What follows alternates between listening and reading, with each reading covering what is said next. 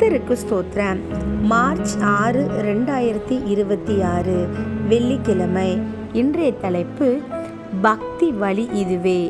வேதவசனம் சொல்லுகிறது, அவருடைய நாமத்தின் மேல் விசுவாசம் உள்ளவர்களாய் அவரை ஏற்றுக்கொண்டவர்கள் எத்தனை பேர்களோ அத்தனை பேர்களும் தேவனுடைய பிள்ளைகள் ஆகும்படி அவர்களுக்கு அதிகாரம் கொடுத்தார். யோவான் 1:12.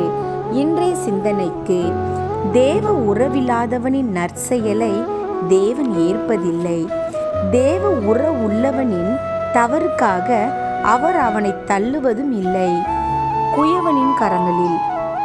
அன்புள்ள ஆண்டவரே, என்னுடைய உறவு உம்மோடு இருக்கும்படிக்கு ஜெபிக்கிறேன். ஆமேன். இன்றைக்கு வாசிக்க வேண்டிய வேத பகுதி 2 சாமுவேல் 11வது அதிகாரம் முதல் 15வது அதிகாரம் வரை. வேதத்தை வாசிப்போம், தேவனை நேசிப்போம். Have a nice day. God bless you.